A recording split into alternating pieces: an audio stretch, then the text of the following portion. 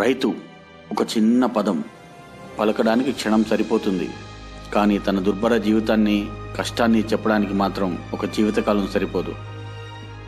రైతు నిరంతరం నీకే కృషించే కర్షకుడు, హాని హాయిలనెరుగని హాలికుడు.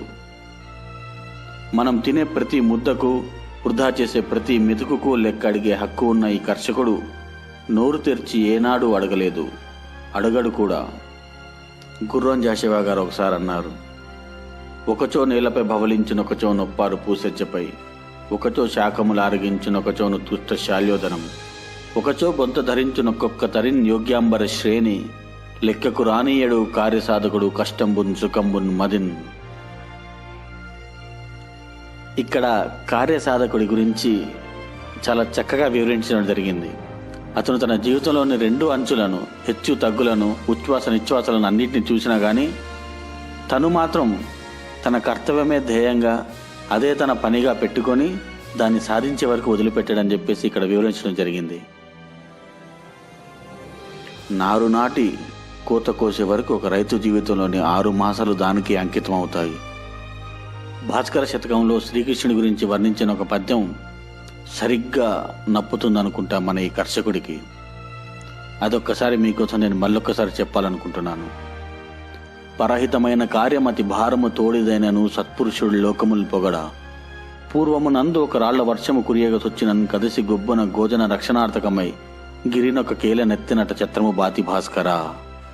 ఇక్కడ శ్రీకృష్ణుడు పరుల హితార్థం చేసిన ఒక పని గురించి చెప్పడం జరిగింది.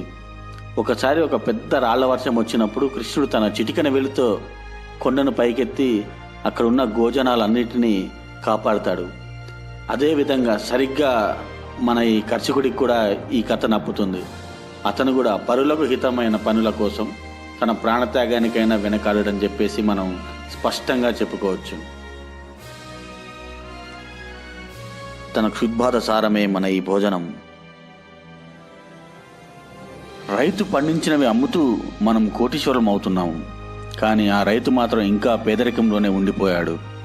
అసలు మనం తినే అన్నం ఒక్కో ముద్ద వాళ్ళ ప్రాణత్యాగ ఫలితం అని మనం ఎప్పటికి అర్థం చేసుకుంటామో ఏమో. ఈ పేదరికాన్ని జయించలేక రైతు ఆత్మహత్యలకు పాల్పడుతున్నారు. కేవలం 2004లో 18,242 రైతులు ఆత్మహత్య చేసుకున్నారంటే మీరు నమ్మగలరా? అంతెందుకు, 2014లో 5,650 మంది రైతులు ఆత్మహత్య చేసుకుని చనిపోయారు. అందులో 470 మంది ఆడవాళ్లు కూడా ఉన్నారు. అవసరాలకు అన్నీ అందించే అన్నదాత అంతిమ అధ్యాయం ఆత్మహత్య. ఇది మరీ దారుణం. నవీన సాంకేతికతను వాడుకునే ప్రయత్నంలో రైతులు విఫలమయ్యారనే చెప్పాలి. అది వారి యొక్క అవగాహన రాహిత్యమో లేకపోతే మరే విషయమో తెలియదు, కానీ వారికి ఇది అర్థమయ్యేలా బోధించే బాధ్యత మాత్రం మన మీద ఉంది. దేశమంటే మట్టి కాదో, ఈ దేశమంటే మనుషులే అని అన్న గురజాడ అప్పారావు గారి మాటలను మనం నిజం చేయడానికి మట్టిలో మాణిక్యాలను వెతుక్కుంటున్నాం.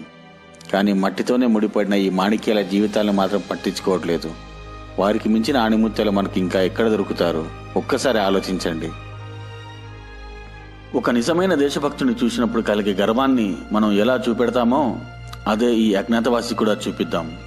మన కోసం శ్రమించే, మనకై నడుం బిగించే ఈ కష్టజీవికై మనం కూడా చేయి కలుపుదాం. అతని మూగబోయిన గొంతుకు కంచు కంఠాలమవుదాం. ఓ రైతన్న, నిత్యం నీడలా నా వెంట నీవుండు, నీకై నేనున్నా. కానీ కలలోనైనా కానరాని లోకాలకెళ్లారన్న కోరిక కలుగనీయకుమా కర్షకమిత్ర. చివరిగా మాదొక మనవి, మీరు ఉత్తేజితులై రైతులు అవ్వకపోయినా పర్వాలేదు, మీరు రైతులని చూడకపోయినా పర్వాలేదు, కానీ దయచేసి వారికి రెస్పెక్ట్ ఇవ్వండి. చస్తే చచ్చారులే మనకేంటి అని మాత్రం అనకండి. Respect farmers, save farmers. జై హింద్.